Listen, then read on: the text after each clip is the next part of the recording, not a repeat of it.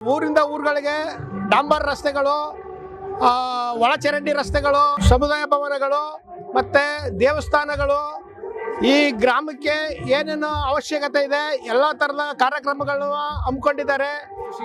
ಇದಕ್ಕೆಲ್ಲ ಮೂಲ ಕಾರಣ ನಮ್ಮ ಯತೀಂದ್ರ ಸಿದ್ದರಾಮಯ್ಯ ಸಾಹೇಬರು ವಿಲೇಜ್ ಪ್ರತಿಯೊಂದು ಹಳ್ಳಿಗಳಿಗೂ ಗ್ರಾಮ ಭೇಟಿ ಮಾಡಿ ಆ ಗ್ರಾಮಗಳ ಕಷ್ಟಗಳಿಗೆ ಸ್ಪಂದಿಸಿ ಅದನ್ನೆಲ್ಲ ಲೀಸ್ಟ್ ಮಾಡಿ ಇವತ್ತು ಈ ಕಾರ್ಯಕ್ರಮಗಳನ್ನು ತಂದು ಈ ಕ್ಷೇತ್ರಕ್ಕೆ ಬಿಡುಗಡೆ ಮಾಡ್ತಾ ಇದ್ದಾರೆ.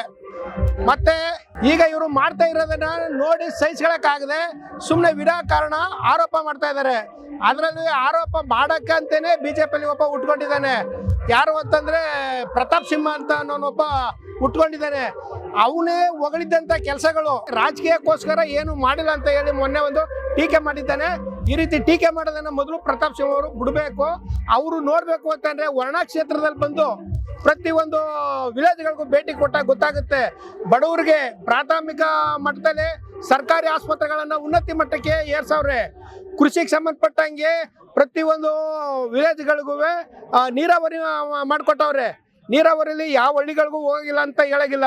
ಸನ್ಮಾನ್ಯ ಸಿದ್ದರಾಮಯ್ಯ ಸಾಹೇಬರು ಹಿಂದೆ ಯಾವುದೇ ಮುಖ್ಯಮಂತ್ರಿಗಳು ಮಾಡಬಾರ್ದಂಥ ಅಷ್ಟೊಂದು ಉತ್ತಮವಾದ ಕೆಲಸ ಕಾರ್ಯಗಳನ್ನು ನಮ್ಮ ವರ್ಣ ಕ್ಷೇತ್ರದಲ್ಲಿ ಮಾಡಿದ್ದಾರೆ ಅಂತ ಹೇಳಲಿಕ್ಕೆ ಬಯಸ್ತೇನೆ ನಾನು.